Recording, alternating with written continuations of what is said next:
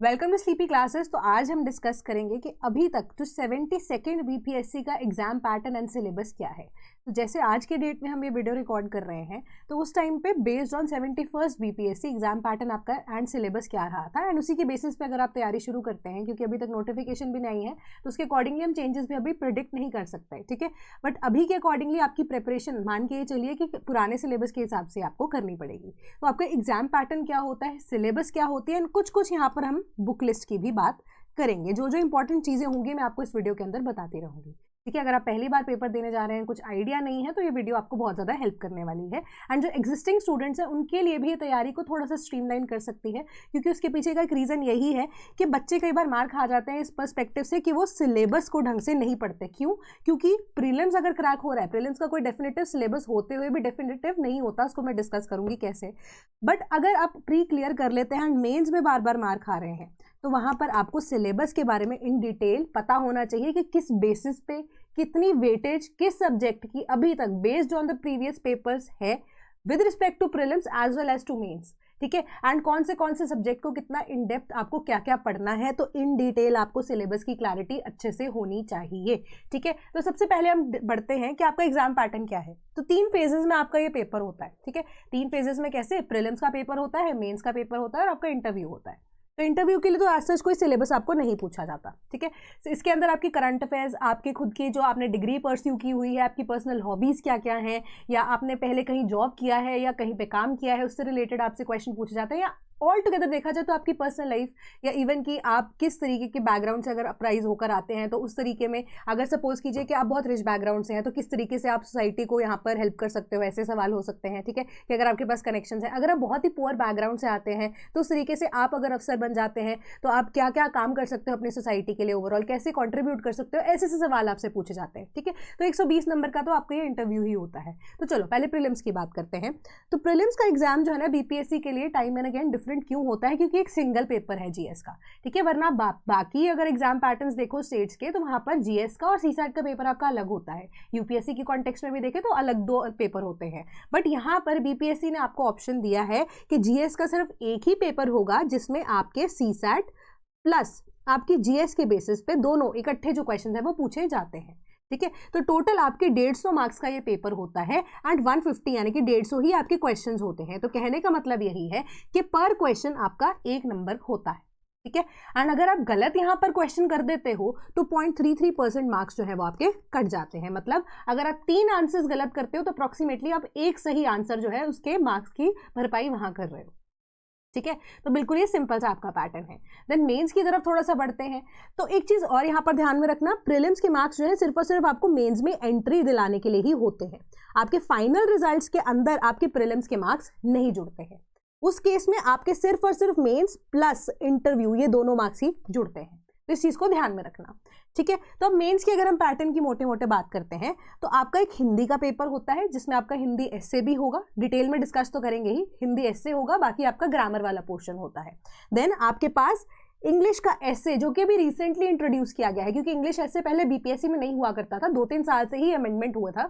तो उसके बाद क्या चेंजेस हुए कि जो ऑप्शनल्स है उसको एमसीक्यू बेस्ड और क्वालिफाइंग कर दिया गया। अदरवाइज ऑप्शनल्स का एक फुल फ्लेजेड पेपर 300 नंबर का आपका पहले हुआ करता था, जो अब सिर्फ और सिर्फ क्वालिफाइंग करके 100 नंबर का कर दिया गया है और मल्टीपल चॉइस क्वेश्चन होते हैं इसमें, ठीक है। अब इंग्लिश एस्से का पेपर भी आपका जोड़ दिया गया है इसके अंदर, लास्ट 2-3 बार से हम ये चीज देख रहे हैं।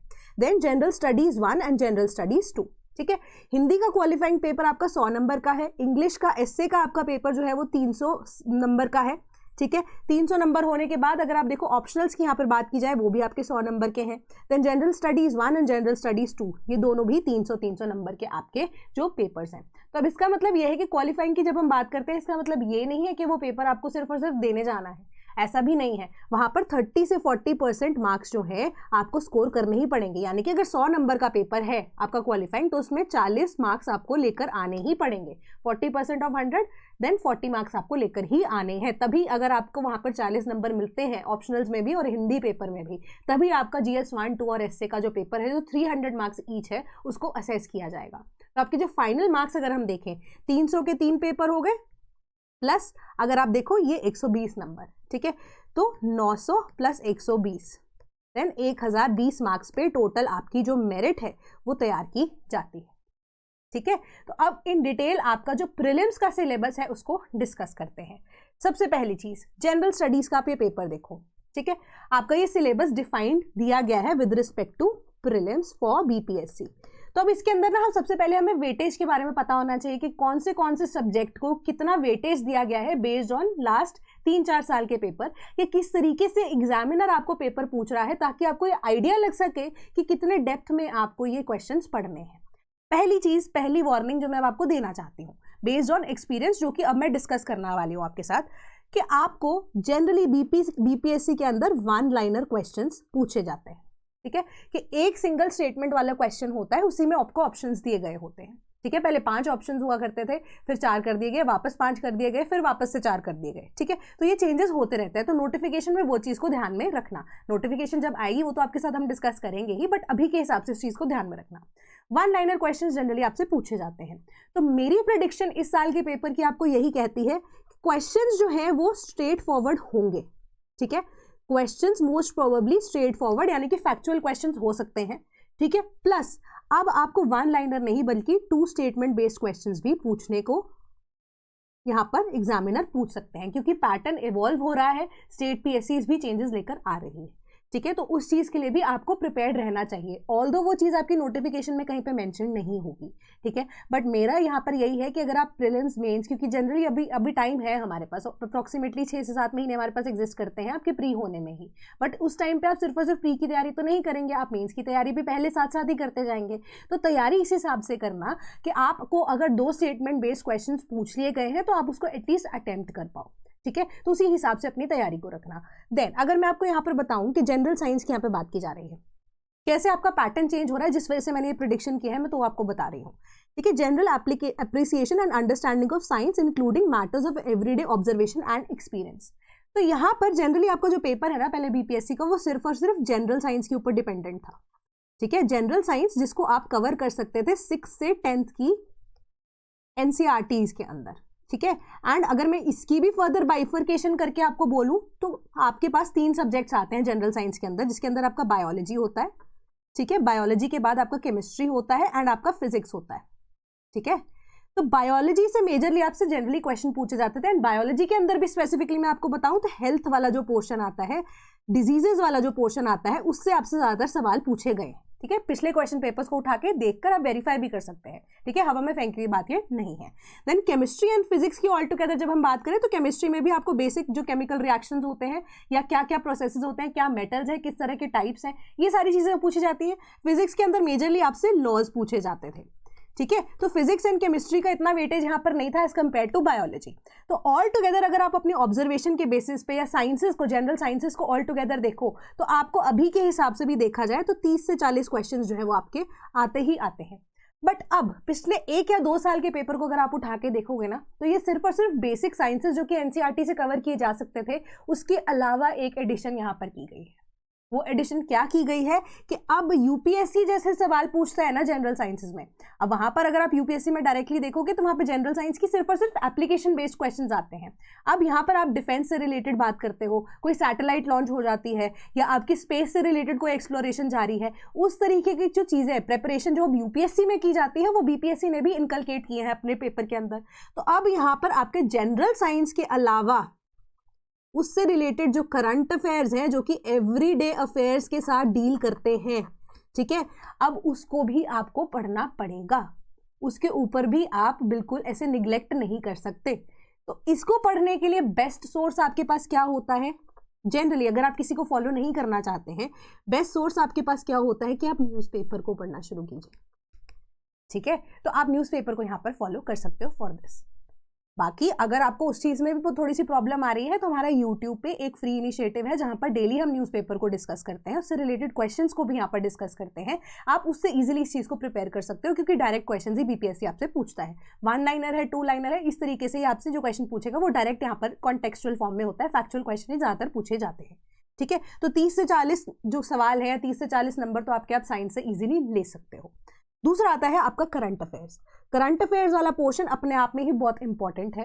क्यों? क्योंकि इसमें अगर आप देखो तो स्पोर्ट्स से रिलेटेड, ठीक है, या इवन कि कोई आप कह सकते हो कि आर्मी के कोई रैंक हो गया फॉर एग्जाम्पल, है ना, या स्पोर्ट्स के अलावा भी अगर आप देखो कोई भी अवार्ड्स हैं जिसके अंदर स्पेसिफिकली अगर हम बात करें तो नोबेल प्राइजेस की, ये सारे आपके बीपीएससी के लिए बहुत ज़्यादा इंपॉर्टेंट है। ठीक है, या कोई नई ऐसी आप कह सकते हो कि ऐसा कोई चीज़ प्रपोज की गई है गवर्नमेंट के द्वारा, गवर्नमेंट की जो स्कीम्स है, कुछ पॉलिसीज़ हैं, ठीक है, जो कि अब लार्जर ऑडियंस को केटर करती है, कोई एक सब्जेक्ट स्पेसिफिक पॉलिटी के अंदर या गवर्नेंस के अंदर वो कवर नहीं होती है, उस चीज़ को भी आप इसका पार्ट बना सकते हो, इसका हिस्सा बना सकते हो। जैसे मन की बात प्रधानमंत्री बोलते हैं, है ना, उसके अंदर जो जो चीज़ें भी वो मेंशन करते हैं ना, वो बहुत ज़्यादा अपने आप में ही रेलिवेंट होती है for exams, not only for UPSC और बीपीएससी या किसी भी स्टेट पीएससी के लिए, वो बहुत सारे एग्जाम्स के लिए बहुत ज़्यादा रेलिवेंट हो जाती है, क्योंकि उनके वो करंट अफेयर्स का सिलेबस का पार्ट होता है।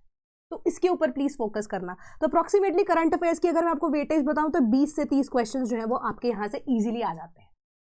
ठीक है, तो अगर आपको आंसर नहीं आता तो मैं आपको स्पेसिफिकली बोल रही हूँ 100% श्योर होके ही कोई आंसर अगर आपको पता है कि सही है तो ही मार्क करना, अदरवाइज नेगेटिव मार्किंग एग्जिस्ट करती है तो उसको अटेम्प्ट करने की जरूरत वहां पर नहीं है, अगर 1% भी संकोच मन में है तो। देन उसके बाद अगर हम यहाँ पर बात करें हिस्ट्री की, हिस्ट्री के कॉन्टेक्स्ट के अंदर यहाँ पर आपको क्या पूछा गया है, क्योंकि अलग से हिस्ट्री के 2 पार्ट दिए गए हैं, एक हिस्ट्री का पोर्शन आपको यहाँ दिया गया है, एक इंडियन नेशनल मूवमेंट अलग से दिया गया है, तो दोनों के बीच में थोड़ा सा डिफरेंशिएशन है। वो कैसे है प्रीलिम्स के सिलेबस में, वो भी मैं आपको डिस्कस करके बताती हूँ कि history of India and salient features of history of Bihar, Bihar history इसके अंदर इंक्लूडेड है, and salient features of India, ठीक है, history of India, salient features of history of Bihar also, ठीक है, emphasis on the broad general understanding of the subject in its social, economic and political aspects. तीसरी चीज है familiarity with the broad aspects of history of Bihar. तो यहां पर ना specifically इस चीज के अंदर यहाँ पे आप सोशल, पॉलिटिकल, इकोनॉमिक एस्पेक्ट की बात कर रहे हो ना, कि सोशल, पॉलिटिकल और इकोनॉमिक एस्पेक्ट्स तभी आते हैं जहां पर आपके पास मल्टीपल डिनास्टीज एंड रूलर्स हैं।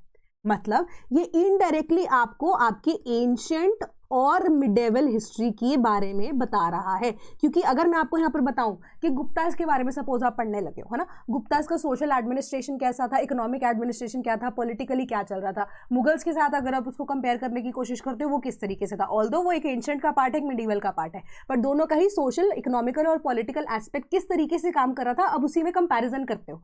मतलब यहाँ पर सिर्फ और सिर्फ एंशिएंट और मिडीवल हिस्ट्री की ही बात की गई है, यहाँ पर मॉडर्न हिस्ट्री की बात नहीं की गई है, तो उस चीज के ऊपर ध्यान देना, क्योंकि जो सिलेबस है अपने आप में बहुत इंपॉर्टेंट है, इसकी इंप्लीमेंटेशन उसी तरीके से की जाती है। तो यहाँ पर आपके एंशिएंट एंड मिडीवल की ही बात की जा रही है। तो अप्रॉक्सीमेटली अगर मैं आपको वेटेज बताऊं सो 10 से 12 क्वेश्चन जो है आपको यहाँ से पूछे जाते हैं। ठीक है, तो इसी हिसाब से आप अपनी तैयारी को भी रख सकते हो। देन ज्योग्राफी की बात करें तो जनरल ज्योग्राफी है, ज्योग्राफिकल डिवीजन ऑफ बिहार है। ठीक है, अब major river systems of Bihar की बात की जा रही है, emphasis on geography of India and Bihar की बात की जा रही है। Then questions related to physical, social and economic geography of the country and main features of Indian agricultural and natural resources.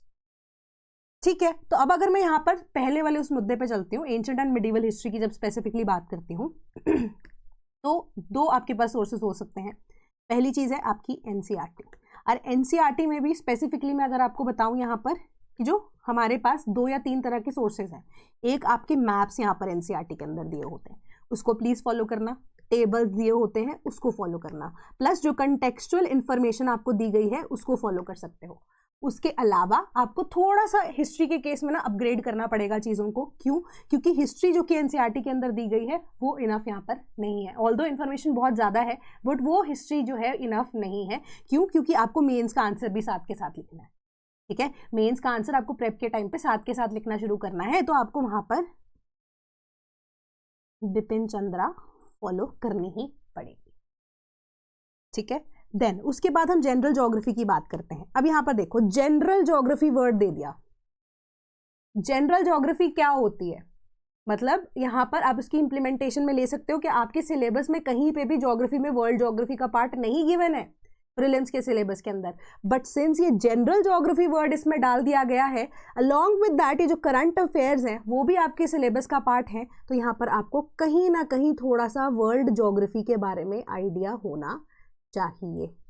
ठीक है, तो अब इसको भी आप कैसे फॉलो कर सकते हो वर्ल्ड ज्योग्राफी को। ठीक है, वर्ल्ड ज्योग्राफी के कॉन्टेक्स्ट में अगर आप देखो NCERTs for world geography is enough. ठीक है, प्लस इसमें आप न्यूज़पेपर्स को फॉलो कीजिए। And why am I saying this is क्यों? क्योंकि जो न्यूज़पेपर है वहाँ पर आपको नए नए जो वॉल्केनोज हैं, कौन सा जो अब अगर आप अरावलीज को लेकर करंटली अगर इशू बहुत ज़्यादा चल रहा है तो आप अरावलीज के बारे में ज़्यादा पढ़ोगे। कोई अभी रिसेंट जो वॉल्केनोज की इरप्शन हुई है उसके बारे में आप पढ़ सकते हो, ठीक है। वॉल्केनिक इरप्शन होती कैसे है, आपके ओशंस जो है वो कैसे फॉर्म होते हैं, ये सारी चीज़ें जो आपकी वर्ल्ड ज्योग्राफी का ही पार्ट है एक तरह से, ठीक है। तो अब सभी की फॉर्मेशन की बात की जा रही है तो वो जनरल ज्योग्राफी का कॉम्पोनेंट वहाँ पर कवर किया जाता है। देन उसके बाद ज्योग्राफी बिहार की क्या है, कंट्री इंडिया की ज्योग्राफी क्या है, वो सारी रिलेटेड इन्फॉर्मेशन आप एनसीईआरटी से भी ले सकते हो। बट अलॉन्ग विद दैट अगर मैं आपको कहूँ यहाँ पर, तो आप जो स्लीपी के नोट्स है ना, मैं यहाँ पर खुद की प्रमोशन नहीं कर रही हूँ, बट बहुत ही कंसाइज मैनर में आपको ये नोट्स अगर मिल जाते हैं, ठीक है, अगर आप वो लेना चाहते हैं तो आपको बहुत ही कंसाइज तरीके से आपका ये सारा का सारा पोर्शन कवर हो जाता है। देन पॉलिटी की जब हम बात करें और इकोनॉमी की बात करें प्रीलिम्स के लिए, ठीक है, knowledge of the country's political system, Panchayati Raj अलग से दिया हुआ है, community development, planning in India and Bihar, major changes in economy of Bihar in post independence period. तो इसमें पहले हम पॉलिटी की बात कर लेते हैं, ठीक है। तो ज्योग्राफी के कॉन्टेक्स्ट में अगर मैं आपको बताऊं तो वेटेज मेरी रहेगी बतानी आपको। वेटेज के हिसाब से अगर आप देखो तो 15 से 20 सवाल आप एक्सपेक्ट कर सकते हो कि ज्योग्राफी में आपसे पूछे जाएंगे। देन अगर पॉलिटिकल सिस्टम या पॉलिटी की अगर हम बात करें, पहली चीज़ है यहाँ पर आपके कॉन्स्टिट्यूशन को फॉलो करना, कि कॉन्स्टिट्यूशन जो है वो आपका क्या कहता है, कौन सा प्रोविजन क्या कहता है, वो आपको इजीली यहाँ पर आइडेंटिफाइबल होने चाहिए। क्योंकि डायरेक्ट क्वेश्चन जो है आज का क्या एग्जामिनर पूछ रहा है आपसे कि कोई भी कॉन्स्टिट्यूशन का प्रोविजन जो है वो उठा देते हैं, ठीक है। जैसे आर्टिकल सपोज 32 रिट्स से डील करता है, रिट्स के बेसिस पे क्वेश्चन पूछ लिए। इवन कि अगर आपको बाकी PSC के बारे में मैं बताऊँ तो यहाँ पे एक सिंपल सी स्टेटमेंट बेस्ड क्वेश्चन थी कि आर्टिकल 226 के अंडर जो हाई कोर्ट्स की रिट पावर है वो ज़्यादा है as compare to supreme court as per article 32। तो इस तरीके से सवाल आपसे पूछे गए हैं, डायरेक्ट क्वेश्चन है, बट उसकी इंप्लीमेंटेशन किस तरीके से होगी, किस तरीके से आपको एग्जामिनर पूछेगा, वो अब डिपेंड करता है। प्रियम्बल के ऊपर जो है फेवरेट टॉपिक आप मान सकते हो, ठीक है। इवन की जो आपके टाइप्स जो आप कह सकते हो पार्ट्स ऑफ द कॉन्स्टिट्यूशन है उसके ऊपर इंपॉर्टेंट क्वेश्चन आपसे पूछ सकते हैं, ठीक है। तो ये सारी चीज़ें बेसिकली आपको याद होनी चाहिए, ठीक है। पावर ऑफ द प्रेसिडेंट या अभी रिसेंटली 142 आर्टिकल जो है इन्वोक किया गया था कॉन्स्टिट्यूशन के अंदर, ठीक है, सुप्रीम कोर्ट के द्वारा, वो क्या कहती है यहाँ पर, क्या आपका प्रिंसिपल ऑफ जस्टिस कहता है, इसके बेसिस पे आपसे सवाल वो पूछे जा सकते हैं। एंड इसके लिए आपको कौन हेल्प कर सकता है, न्यूज़पेपर्स में स्पेसिफिकली कौन से आर्टिकल्स इन्फॉर्मेशन आपको क्या क्या दे रहे हैं उसके बारे में, प्लस आपको कॉन्स्टिट्यूशन के बारे में इन जनरल वो भी पता होना चाहिए कि क्या क्या प्रोविजंस दिए गए हैं। तो इसके अंदर मैं आपको बोलूँगी एनसीईआरटी जो है आपका बेसिक जो आपका थोड़ा एडिशनल पार्ट आ जाता है, ठीक है। एडिशनल पार्ट में मैं आपको बोलूँ सिर्फ क्लास 10th की एनसीईआरटी जो है आप वो पढ़ सकते हो, या क्लास 11th या 12th में जो आपको पॉलिटी वाला हिस्सा है वो थोड़ा बहुत उसके बारे में आप पढ़ सकते हो। पिछली एनसीईआरटीज़ के बारे में आपको इतना पढ़ने की जरूरत नहीं है, ठीक है, वो आपका कवर हो गया। तो आप एक्सपेक्ट कर सकते हो कि 10 नंबर के आसपास आपसे पॉलिटी का भी पूछा जाता है। Then community development planning in India and Bihar, तो ये आपका इकोनॉमिक वाला पोर्शन आ जाता है, इकोनॉमी वाला portion when it comes to prelims also and mains के कॉन्टेक्स्ट में भी अगर आप थोड़ा बहुत देखो तो वैसे प्रीलिम्स के कॉन्टेक्स्ट में अभी डिस्कस कर रहे हैं तो प्रीलिम्स की भी बात कर लेते हैं। तो that is your budget for the particular year, ठीक है। Budget for the particular year कौन से, ठीक है, जैसे अभी 26 का पेपर देने जाओगे, ठीक है, तो आपका जो इस साल का बजट 26-27 का होगा, यूनियन गवर्नमेंट का भी और बिहार की गवर्नमेंट का भी, एंड स्पेसिफिकली उन बजट के अंदर कौन सी स्कीम्स मेंशन की गई हैं, थोड़ा बहुत एलोकेशन किस तरीके से कौन से सेक्टर को कौन सा एलोकेशन दिया गया, कौन सा पॉजिटिवली ग्रो कर रहा है, कौन सा नेगेटिवली ग्रो कर रहा है, वो बजट के अंदर आपको इन्फॉर्मेशन कि कितना जो पैसा है उसको एलोकेट किया गया है, प्लस आपका इको सर्वे का वो पार्ट होता है। सो आई विल जस्ट से कि 10 के आसपास क्वेश्चंस आपसे 10 नंबर का इसमें भी पेपर पूछा जाएगा, यानी कि इको सर्वे और बजट जो है वो आपको इसके बारे में थोड़ा सा आइडिया होना चाहिए। अपार्ट फ्रॉम दैट यहाँ पर आपको जो आपकी इकोनॉमी की एनसीईआरटीज़ है ना, ठीक है, that also I just say कि 10th से 12th तक की जो मेजर एनसीईआरटीज़ हैं जहाँ पर आपको कई बार बेसिक्स मैक्रो एंड माइक्रो के बारे में बताए गए हैं, थोड़ा थोड़ा उसका आइडिया ले लीजिएगा। इलास्टिसिटी ऑफ डिमांड क्या होती है, ठीक है, इन इलास्टिक कब होती है, बेसिकली ऐसे क्वेश्चंस नहीं आते हैं, बट आई डू फील कि ऐसे क्वेश्चंस आने वाले टाइम में आपसे आ सकते हैं। इसके अंदर जो स्पेसिफिक टॉपिक है जैसे बैंकिंग का हो गया, मॉनिटरी पॉलिसी क्या होती है, फिजिकल पॉलिसी क्या होती है, RBI क्या है, उनका रोल क्या है, उनको lender of the last resort क्यों बोला जाता है, ये सारी चीज़ें जो है जो कि बेसिक चीज़ें हैं अपने आप में ही, थोड़ा थोड़ा बहुत उसका आइडिया आपको होना चाहिए, ठीक है। तो अब उसके अलावा अगर आपको मैं बताऊं तो इकोनॉमी से रिलेटेड जो टर्म्स है उसका भी थोड़ा सा आपको आइडिया, जो कि करंट के अंदर चल रही है उसको भी देखो। क्रिप्टो करेंसी जो है वो साइंस के साथ भी आपका डील करता है, प्लस वो आपके इकोनॉमी के साथ भी डील करता है, ठीक है। तो ऐसे मेजर ऐसी चीजें होती हैं जो कि कॉमन होती हैं टू मल्टीपल सब्जेक्ट्स, बट आपसे पेपर में पूछी जा सकती है करंट अफेयर्स के अंडर, ठीक है। तो इसको भी यहाँ पर फोकस करना। देन इंडियन नेशनल मूवमेंट के लिए स्पेसिफिकली आपको अलग से दिया गया है ये कंपोनेंट, ठीक है। इंडियन नेशनल मूवमेंट मतलब ये आपकी मॉडर्न हिस्ट्री के साथ डील कर रहा है, ठीक है। तो मॉडर्न हिस्ट्री का आपका अलग से ही खुद से पोर्शन है जो कि अगेन 15 से 20 नंबर तक आपसे पूछा जा सकता है। अब इसके अंदर आपको ऑर्डर, क्रोनोलॉजिकल ऑर्डर में हमारा जो नेशनल मूवमेंट्स है वो हुए हैं, किस तरीके से आपको उनको याद रखना है, वो सारी चीज़ें आपको देखनी पड़ेंगी, ठीक है। कौन सा इवेंट पहले हुआ, कौन सा बाद में हुआ, ठीक है, कि कौन से मूवमेंट यहाँ पर हुए, कौन से कॉन्फ्रेंसेज हैं, इवन के INC के जो सेशंस हैं, इंडियन नेशनल कांग्रेस के सेशंस हैं, ठीक है, उसके बारे में आपको ज़्यादातर पता होना चाहिए, क्योंकि ये जो सेशंस हैं अपने आप में इंपॉर्टेंट है। उनमें से कोई सेशन अगर बिहार में हुआ है तो उस सेशन के अंदर क्या हुआ भी है या नहीं हुआ है, ठीक है, कि क्यों नहीं हुआ है, क्या रीज़न था, एंड इंपॉर्टेंट अडॉप्शंस जो बिहार के अंदर हुई या बिहार के अंदर वाले इंसिडेंट्स हुए उससे रिलेटेड आपको चीज़ें पढ़नी है। बिहार के जो मूवमेंट्स हैं उसके बारे में आपको थोड़ा बहुत पता होना चाहिए, ठीक है। तो ये सारी चीज़ें हैं, तो आप इससे भी लगा लीजिए कि 15 से 20 क्वेश्चन के आसपास आ सकते हैं आपसे ईजिली। तो इसके लिए भी आपको बिपिन चंद्रा या फिर आपको जो आपकी NCERTs हैं वो आपको बेसिक इन्फॉर्मेशन दे देंगी। Then general mental ability, logical reasoning की बात करें एंड प्लस मैथ्स की बात करें तो ये बिल्कुल सिंपल 10th लेवल तक के आपसे पूछे जाते हैं। कुछ इतना ज़्यादा यहाँ पर अभी तक BPSC ने डिफिकल्ट क्वेश्चन नहीं पूछा है, क्योंकि अभी 150 क्वेश्चन है ना, तो 10 मार्क्स के आसपास है आपको डायरेक्टली। काफ़ी सालों से ये पैटर्न चल रहा है कि 10 क्वेश्चन ही आपको रीजनिंग के और इवन के मैथ्स के अरिथमेटिक जो क्वेश्चन हैं वो पूछे जा रहे हैं, ठीक है। तो इसके अंदर भी आपका बेसिक क्या है, प्रॉफिट एंड लॉस है, डिस्काउंट है, आपके फ्रैक्शन सिस्टम है, वो सारी चीज़ें पूछी जा रही है। नंबर सीरीज क्या है, लॉजिकल रीजनिंग में आपके ब्लड रिलेशंस पे ज़्यादातर क्वेश्चन आते हैं, डायरेक्शन बेस्ड क्वेश्चन आते हैं, DI से रिलेटेड एक कोई क्वेश्चन ज़्यादा से ज़्यादा आपको प्री में देखने को मिलता है, ठीक है। देन उसके बाद प्रॉफिट लॉस डिस्काउंट में आपको बता चुकी हूँ। देन प्राइस पॉइंट्स के ऊपर आप डिफरेंट तरीके से खेलते हो, आपका work, time and distance and speed, ये सारे टॉपिक्स जो है ना ये यहाँ पर कवर होते हैं, ठीक है, जो कि क्विकली इजीली यहाँ पर कैलकुलेट किए जा सकते हैं एंड जल्दी से जल्दी आप इसका आंसर सॉर्ट कर सकते हो। तो 10 नंबर आप डायरेक्टली यहाँ से ले सकते हो, ठीक है। तो इसके लिए आपको क्या करना है, प्रैक्टिस ही करनी पड़ेगी, ठीक। तो ये आपका प्रीलिम्स का सिलेबस है। आई होप मैंने जस्टिस किया है समझाने में कि आपके प्री के अंदर क्या क्या चीज़ें सिलेबस वाइज इंपॉर्टेंट है।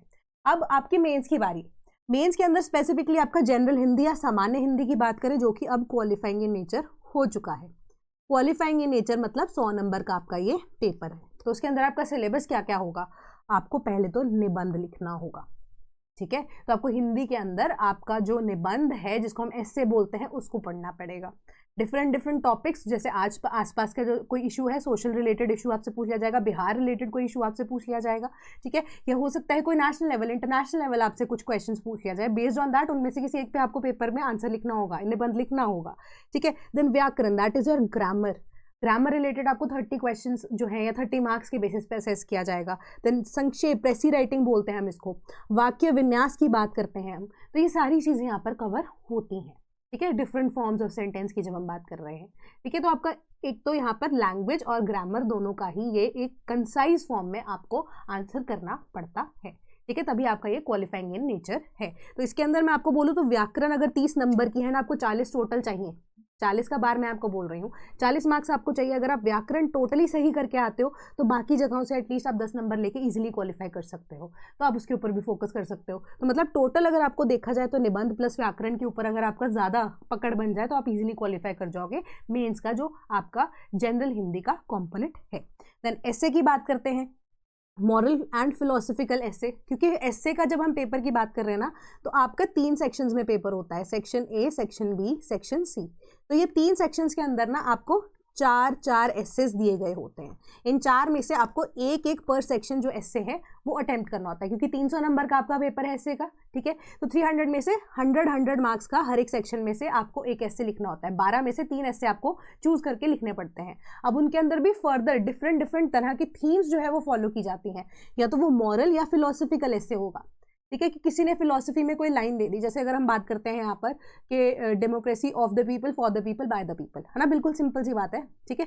तो ये किसने कही, इसका क्या मतलब है, क्या इसका आजकल के टाइम पे वो वैल्यू है, क्या नहीं है, डेमोक्रेसी के बारे में आप लिखोगे। देन मोरालिटी बेस्ड कोई क्वेश्चन आपको लिख दिया जाता है, कोई सिचुएशन बेस्ड आपको क्वेश्चन दे दिया जाता है, इससे पे कि इस सिचुएशन में आप क्या करोगे, नहीं किसके साथ डील करता है, थोड़ा सा एथिकल कॉम्पोनेंट उसमें आ जाता है। देन हाइपोथेटिकल ऐसे होता है, यानी कि आपको कोई सिचुएशन बेस्ड क्वेश्चन अगर दे दिया जाए इससे के अंदर, ऐसा कुछ होता तो आप क्या करते, ठीक है, एंड किस बेसिस पे ये करते हैं। Then social, economical, political, religious and administrative issues जो आजकल के उठ के आ रहे हैं सोसाइटी में, अगर आप देखो राइट टू इक्वालिटी एग्जिस्ट करती है नहीं, नए लेबर कोड्स आए हैं कि नहीं, अगेन ये भी आपका करंट रिलेटेड टॉपिक है, ठीक है। इसमें आपको न्यूज़पेपर के जो एडिटोरियल्स हैं वो ज़्यादा हेल्प कर सकते हैं, क्योंकि different point of views and even कि आपका खुद का पॉइंट ऑफ व्यू जो है आप उसमें थोड़ा बहुत बता सकते हो, बट ओवरऑल आपका एस्से का जो टोन होना चाहिए दैट शुड बी न्यूट्रल, कि किसी भी तरीके से आप पॉलिटिकली किसी भी पार्टी को सपोर्ट नहीं करोगे। इस चीज़ को ध्यान में रखना, जो कि जनरली स्टूडेंट्स जो है भूल जाते हैं। अपना विचार यहाँ पर देना है, बट इस तरीके से देना है कि आप बायस्ड ना लगो, अनबायस्ड तरीके से आपको एक प्रॉपर इक्वालिटी के साथ, इक्वल रिप्रेजेंटेशन के साथ पेपर देना है, ठीक है, कि आप फैक्ट्स भी उसमें रखो। फैक्ट्स रखने के बाद आप क्वेश्चन आपको क्या बोल रहा है कि अगर क्रिटिकली इवैल्यूएट करना है तो वहाँ पर प्लस और माइनस दोनों लिखोगे। क्रिटिकल इवैल्यूएशन है तो माइनस ज़्यादा लिखोगे, प्लस कम लिखोगे। अगर आपके ओपिनियन पे छोड़ दिया गया तो आप दोनों चीज़ों को लिखोगे। ऐसा नहीं है कि बिल्कुल पॉजिटिव्स ही लिख रहे हो अगर आप उसी के फेवर में हो एक्चुअली में, या अगर नेगेटिव्स में लिखना है बिल्कुल ही आप उसके अगेंस्ट हो यहाँ पर, तो इस चीज़ को यहाँ पर प्लीज़ मत करना, ठीक है, जो कि इस पर्टिकुलर एस्से के अंदर आपको ज़्यादातर देखने को मिलता है, ठीक है। Then essay related to self reliant India and digital India, यहाँ पर आपको गवर्नमेंट स्कीम्स बहुत ज़्यादा काम करने वाली है। डिजिटल इंडिया अपने आप में ही बहुत इंपॉर्टेंट है, डिफरेंट पोर्टल्स को आपको पढ़ना पड़ेगा। सेल्फ रिलायंट इंडिया के लिए डिफरेंट कम्युनिकेशन सेक्टर के अंदर क्या कर रहा है इंडिया की गवर्नमेंट, इसरो, DRDO, ठीक है। डिजिटल इंडिया के लिए, सेल्फ रिलायंट इंडिया के लिए डिफरेंट तरह की जो आर्मी, नेवी के अंदर बहुत सारी इनकलकेशंस हो रही हैं, ठीक है। तो सेल्फ रिलायंट इंडिया कैसे बन रहा है, E20 के लिए रिलेटेड, जैसे इथेनॉल ब्लेंडिंग की बात कर रहे हैं, कैसे इंडिया जो है इसका पार्ट बनता जा रहा है, सेल्फ रिलायंट कैसे बन रहा है, ठीक है। सप्लाई चेन के लिए सरकार ने कौन से नए नए इनिशिएटिव्स रखे हैं, इवन के आप देखोगे मल्टीपल सोशल सेक्टर ऐसी स्कीम्स है, ट्राइबल लोगों के लिए है, even for the you can से, अब तो हेल्थ सेक्टर के बारे में भी आप इस पर बात कर सकते हो, है ना। तो ये सारी चीज़ें सेल्फ रिलायंट इंडिया और डिजिटल इंडिया का पार्ट है, तो इसको प्लीज़ ध्यान में रखना। तो ये आपका अगेन करंट रिलेटेड है। न्यूज़पेपर आप फॉलो कर सकते हो। न्यूज़पेपर को भी अगर आप फॉलो नहीं करना चाहते, सिर्फ और सिर्फ स्कीम से रिलेटेड बात करना चाहते हो, तो मैं आपको एक और पब्लिक वेबसाइट जो है बता देती हूँ, सरकार की तरफ से रिलीज होती है वो इन्फॉर्मेशन, PIB के द्वारा हो जाती है। PIB पे आप जाकर जितने भी आपको नई नई चीज़ें जो है उसके बारे में सरकार टाइम एंड बताती रहती है, ठीक है, थोड़ी सी नज़र इस पर भी मार सकते हो।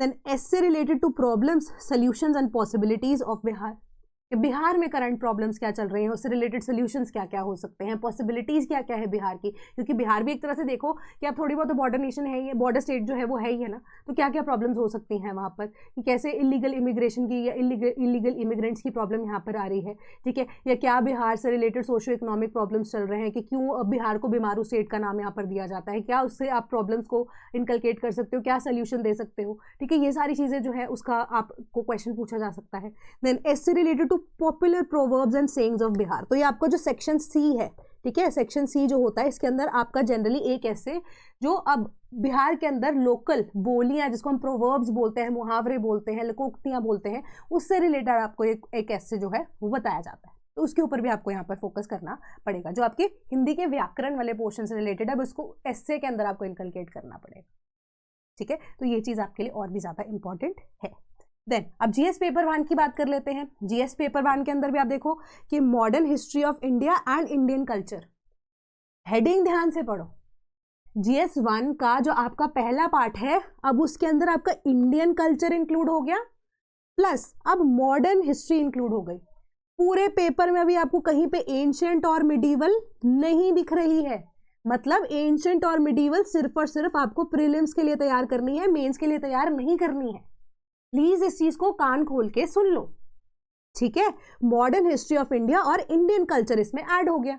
इंडियन कल्चर में भी काइंड ऑफ कि बिहार के कल्चर से रिलेटेड, जैसे पटना कलाम पेंटिंग है, बहुत फेमस है ना, मधुबनी पेंटिंग बहुत ज़्यादा फेमस है, एंड डिफरेंट तरह के आर्ट फॉर्म्स जो हैं जो बिहार के साथ रिलेट करते हैं उसके ऊपर ज़्यादा फोकस किया जाता है। एंड डिफरेंट आप कह सकते हो कि कल्चर या स्कूल्स जो रिगार्डिंग पेंटिंग्स हो गए, ठीक है, ऑल ओवर इंडिया क्या हो गया, हमारा कल्चर क्या है, उससे रिलेटेड आपको क्वेश्चन पूछे जाते हैं in this context.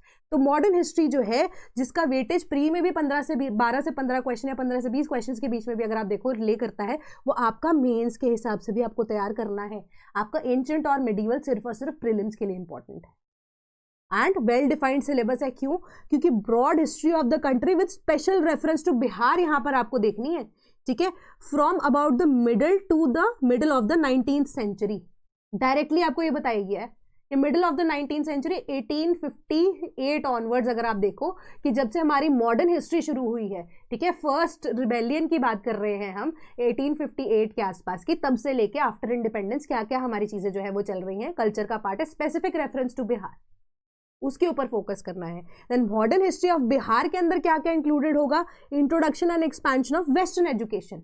Then Bihar का रोल फ्रीडम स्ट्रगल में क्या था, संथल अपराइजिंग हो गया, 1857 में बिहार का क्या रोल रहा, फर्स्ट वॉर ऑफ इंडिपेंडेंस में, बिरसा मूवमेंट क्या है, बिरसा मुंडा की तो अभी इस बार आप देखो कि 150th बर्थ एनिवर्सरी भी है, उससे रिलेटेड जो ट्राइबल अपराइजिंग्स थी बिहार के अंदर वो क्या क्या है, एंड बिरसा मुंडा जो है वो इतने फेमस क्यों है, ठीक है, एंड ट्राइबल्स के लिए स्पेसिफिकली जो स्कीम्स है, सोशल सेक्टर स्कीम्स है, सरकार ने कौन सी निकाली है, क्या क्या यूज किया जा रहा है उसका, किस तरीके से यहाँ पर जो ट्राइबल लोग हैं उनको बेटर किया जा रहा है सरकार के द्वारा, ठीक है। तो ये बिरसा मुंडा जो इवेंट है इस बार का उनके बर्थ एनिवर्सरी का, वो अपने आप में एक इंपॉर्टेंट चीज है।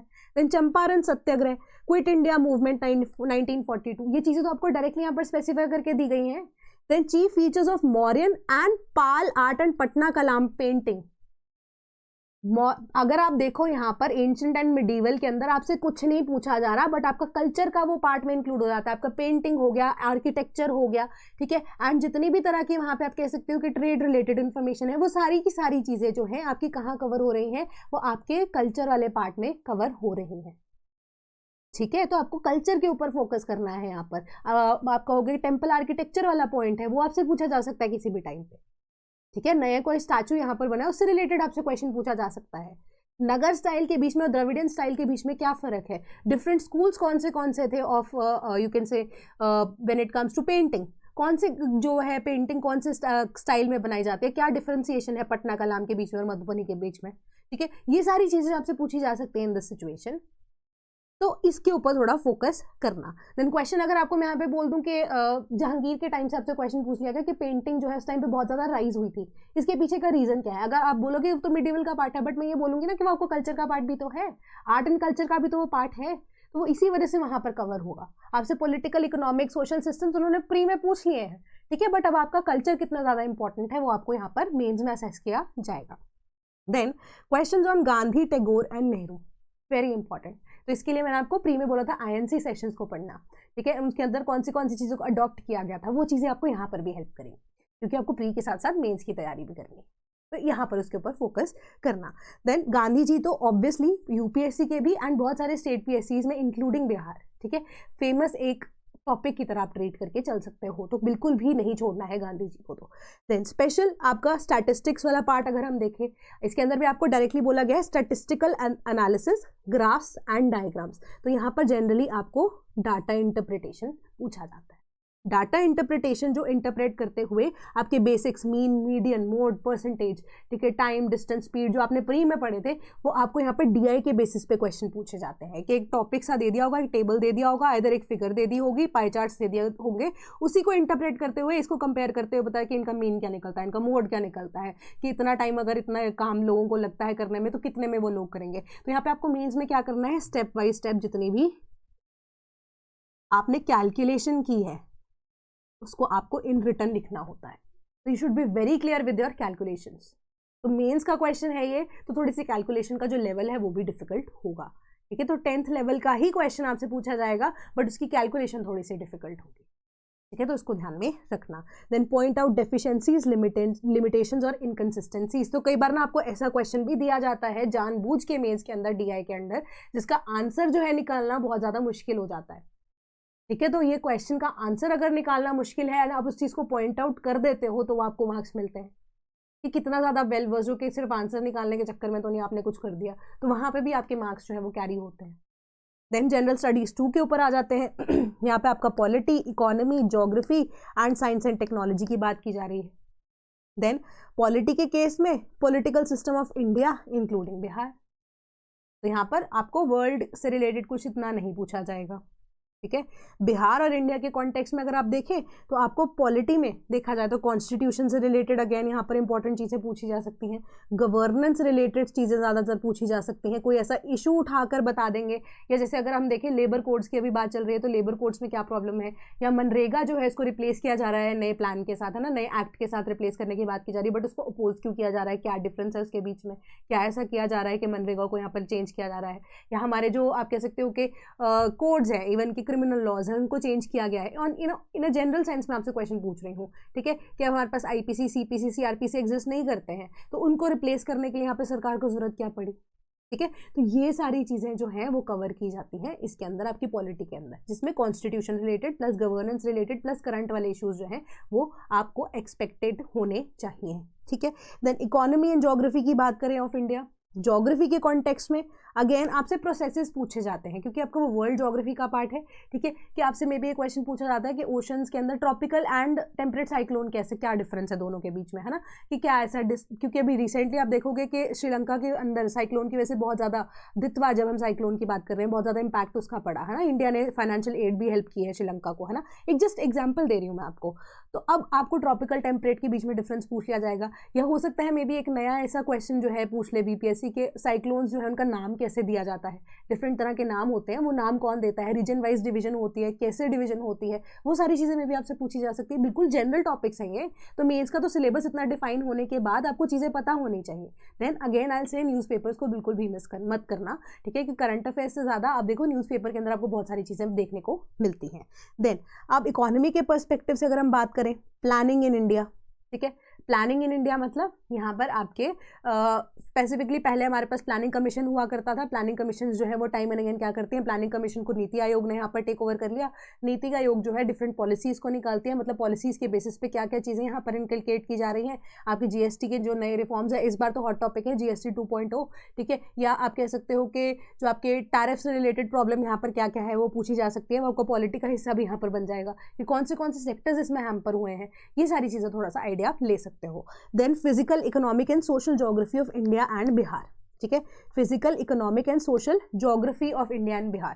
तो अब ये जो जनरल स्टडीज 2 है ना, इसके अंदर आपको मैं स्पेसिफिकली एक बताऊं, फिजिकल ज्योग्राफी के अलावा इकोनॉमिक ज्योग्राफी के अंदर आपका ना एक एग्रीकल्चर वाला पार्ट आता है, ठीक है, और वही एग्रीकल्चर वाला पार्ट आप देखोगे कि इकोनॉमी के अंदर भी कवर किया गया है, ठीक है। तो ये दोनों के दोनों जो चीज़ें हैं, एग्रीकल्चर वाला पार्ट ज्योग्राफी के अंदर, आपका इकोनॉमी के अंदर, प्लस आपका इन्वायरमेंट के अंदर भी जनरली कवर होता है। Since environment is not a part of this main syllabus, but in general मैं आपको बता रही हूँ, तो आप इन्वायरमेंट में भी एग्रीकल्चर पढ़ते हो, ज्योग्राफी में भी पढ़ते हो, इकोनॉमी में भी पढ़ते हो, ठीक है। बस तीनों सब्जेक्ट्स में उसको पढ़ने का एस्पेक्ट्स जो है वो थोड़ा सा बदल जाता है। इन्वायरमेंट में एग्रीकल्चर से रिलेटेड पढ़ोगे तो आप इन्वायरमेंटल रिलेटेड इशूज़ पढ़ते हो, ज्योग्राफी में पढ़ते हो तो आप उसके सॉइल इन्वायरमेंट की रिक्वायरमेंट है, किस तरीके की वेदर की रिक्वायरमेंट है, वो सारी चीज़ें पढ़ते हो, क्या क्या इनपुट्स होने चाहिए। इकोनॉमी के पर्सपेक्टिव से जब पढ़ते हो आप देखते हो कि पर केजी बेसिस पे क्या चीज़ें हैं, किस तरीके से फर्टिलाइजर यूज़ किया जा रहा है, उसकी सप्लाई चेन कैसे मैनेज की जा रही है, वो थोड़ा बहुत आइडिया आपको उसके बारे में होता है कि सरकार की पॉलिसीज़ क्या क्या है, कि सब्सिडी किस बेसिस पे फर्टिलाइजर्स के लिए इस बार बढ़ाई जानी है या नहीं बढ़ाई जानी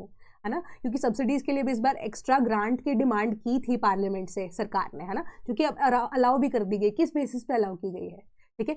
ये सारी चीज़ें यहाँ पर आप कवर करते हो, है तो वो इकोनॉमिक प्लानिंग ही है, तो वो ज्योग्राफी के अंदर एग्रीकल्चर का पार्ट ही, इन्वायरमेंट के अंदर भी आप देखोगे तो फर्टिलाइजर्स को रोकने की यहाँ पे बात कर रहे हैं, ऑर्गेनिक फार्मिंग की बात की जा रही है, तो फिर फर्टिलाइजर्स पे सब्सिडी बढ़ाने की बात क्यों की जा रही है।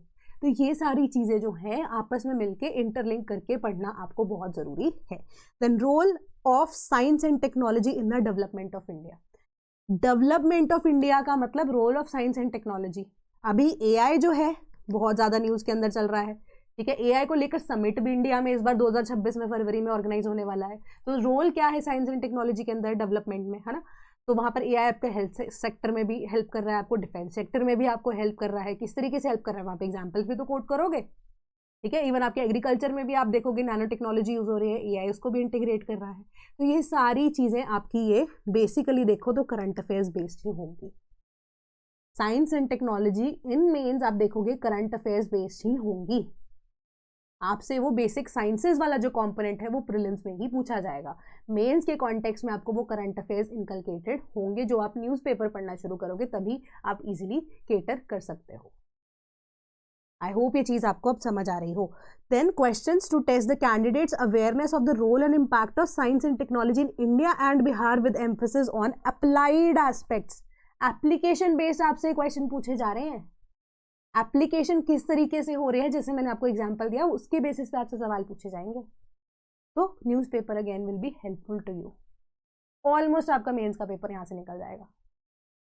देन आपकी सारी प्रॉब्लम्स का सोल्यूशन जो मैंने आपको बताया हमारे पास अवेलेबल है, but I still not force you. ठीक है, आपकी खुद की एक फ्री विल होनी चाहिए, बट मैं आपको एक ऑप्शन प्रोवाइड कर रही हूँ। मैंने आपको पूरी वीडियो के अंदर एनसीईआरटी, इवन स्लीपी के नोट्स भी कई जगहों पर रेफर किए। इवन मैंने हिस्ट्री के केस में आपको एनसीईआरटी प्लस बिपिन चंद्रा भी बोली। एनवायरनमेंट का कॉन्टेक्स्ट में मैंने आपको एग्रीकल्चर की बात बोली, ज्योग्राफी की बात बोली, वर्ल्ड ज्योग्राफी की बात बोली। वो सारी चीज़ों का solution, that is one stop solution हमारे पास है 72nd बीपीएससी के फाउंडेशन बैच में, जहाँ पे आपकी एनसीईआरटीज कवर हो रही हैं, आपको कंटेंट लेक्चर दिए जा रहे हैं और इतने इन डेप्थ क्वेश्चन होंगे कि आपकी साइमल्टेनियसली यूपीएससी की तैयारी भी हो जाएगी। ठीक है, तो यूपीएससी लेवल तक का आपको यहाँ पर बताया जाएगा, ताकि आपको कुछ एक्स्ट्रा यहाँ पे out of the box question पूछ लिया जाए तो आप इजीली उसको आंसर कर पाओ। ठीक है, तो आपको करंट अफेयर्स यहाँ पर प्रोवाइड किए जाएंगे। न्यूज़पेपर का इनिशिएटिव हमारा फ्री यूट्यूब पे चल रहा है, उसका लिंक भी मैं डिस्क्रिप्शन बॉक्स में डाल दूंगी। तो डेली आप देख लीजिए कि 9 से 10 के बीच में वो वीडियो कभी भी हो जाती है, मैं खुद वो वीडियो ले रही हूँ। ठीक है, तो मुझे पता है कि किस कंसिस्टेंसी, किस डेप्थ के साथ मैं आपको वो चीज़ें पढ़ा रही हूँ, तो ऑटोमेटिकली वो एक फ्री इनिशिएटिव आपके लिए अवेलेबल तो है ही है। देन करंट अफेयर्स बिहार के नेशनल इंटरनेशनल इंपॉर्टेंस के ऑलरेडी कवर्ड होंगे। देन बीपीएससी के PYQs प्रीलिम्स के भी एंड मेंस के भी PDFs लास्ट एटलीस्ट 1 से 2 ईयर्स की आपको प्रोवाइड की जाएगी। देन मेंस एंड प्री के टेस्ट आपको यहाँ पर कवर दिए जाएंगे। एंड कोई भी डाउट होता है तो आपके लिए अवेलेबिलिटी कराई जाएगी ऑफ द मेंटर, जहाँ पे आपको टेलीग्राम ग्रुप का एक्सेस दिया जाएगा, जहाँ पे आप अपने डाउट पूछ सकते हो अपने पीयर्स से भी, मतलब आपके ग्रुप में जो मेंबर्स हैं उनसे भी। ठीक है, अपने मेंटर से भी। कोई डाउट होता है तो आपको टीचर्स को भी यहाँ पर आपको कनेक्ट करा दिया जाएगा। 1 या 2 बार तक आप टीचर्स से भी कनेक्ट करके बात कर सकते हो, अपने डाउट्स पूछ सकते हो। ठीक है, कोई भी उसके बाद अगर आपको अगेन डाउट प्रॉब्लम आती है तो आपके पास एक और ऑप्शन रहती है कि हमारा एक सपोर्ट होता है व्हेन इट कम्स टू हमारा जो डैशबोर्ड है। ठीक है, जब आप लेक्चर्स अगर आप एनरोल करते हो तो आपको जो लेक्चर्स है वो दिए जाते हैं, उन्हीं लेक्चर्स के थ्रू आपको क्या है, नीचे एक सपोर्ट सिस्टम में क्वेश्चंस जो है वो पूछ सकते हो आप, है ना। कोई भी डाउट होता है तो पूरे ऑफिस में उसके एक्सेस जिसके पास होगा वहाँ पर पहुँच जाता है। जिसके पास भी वो डैशबोर्ड रेजोल्यूशन है वो ऑटोमेटिकली फैकल्टी के पास या मेंटर के पास जाता है, वहाँ पे आपको तब भी सपोर्ट से आपका जो डाउट है उसको भी रेजोल्यूशन दिया जाता है। ठीक है, तो ऐसा नहीं है कि कोई भी ऐसे बच के अपनी लाइबिलिटी से निकल जाता है, सब चीज़ के लिए आपको यहाँ पर प्रोवाइड की जाती है इन्फॉर्मेशन। ठीक है, कि आपको टेस्ट यहाँ मिल रहे हैं, एनसीईआरटी मिल रही है, CSAT इवन आपका कवर्ड है यहाँ पर, आपकी प्रैक्टिस शीट्स यहाँ पर होंगी, टेस्ट टाइम एंड अगेन आपके होते रहेंगे प्री एंड मेंस के लिए, मेंस के क्वेश्चंस की PDFs, PYQs की, प्रीलिम्स की PYQs की, जो आप कह सकते हो GS के कॉन्टेक्स्ट में। ठीक है, वो सारी चीज़ें यहाँ पर कवर की जा रही हैं। ठीक है, what we are not covering here is your essay. ठीक है, इंग्लिश एस्से और आपका हिंदी वाला पार्ट। ठीक है, हम यहाँ पर बेसिकली सिर्फ और सिर्फ GS की बात कर रहे हैं। ठीक है, तो कोई भी अगर आपको डाउट होता है, बैच की इंक्वायरी अगर आप करना चाहते हो तो आप हमारी वेबसाइट www.sleepyclasses.com पर भी जा सकते हैं, या आप हमारी जो टीम है अगर उनसे बात करना चाहते हो तो आप हमारे टोल फ्री नंबर 1800-890-3043 पे भी कॉन्टैक्ट कर सकते हैं। या अगेन मैं आपको बोलूँ तो sleepy.classes@gmail.com हमारी ईमेल आईडी है, वहाँ पर भी आप अपना जो इंक्वायरी है वो पुट इन कर सकते हो, टीम आपके साथ टच में ऑटोमेटिकली आ जाएगी। एंड एक और इम्पॉर्टेंट चीज़ यहाँ पर यही है कि अगर आप कोड यूज़ करते हो ब्लेसिंग्स, तो ये आपको जो अमाउंट नज़र आ रही है ना, इस पर डायरेक्टली 25% ऑफ आपको मिल जाएगा। चाहे आप वेबसाइट से ही परचेज कर रहे हो तो भी आपको 25% ऑफ डायरेक्टली मिल जाएगा। ठीक है, अगर कोई भी आपको डाउट होता है, आई एम नॉट सेइंग कि कोर्स आप बिल्कुल ही परचेज कीजिए तभी मैं आपकी हेल्प करूंगी, ऐसा कुछ नहीं है। कोई भी अगर आपको डाउट इन जनरल भी होता है तो आप वीडियो के नीचे कमेंट कर सकते हैं, उससे रिलेटेड वीडियो अगर आप चाहते हैं मैं वो भी बना दूंगी। एंड वैसे भी अगर कोई डाउट होता है तो मैं वो डाउट को भी यहाँ पर आपके साथ क्लियर कर दूंगी। ठीक है, कमेंट सेक्शन में प्लीज़ मुझे अपनी क्वेरीज को बताते रहिएगा। So that is all from my side today, thank you so much.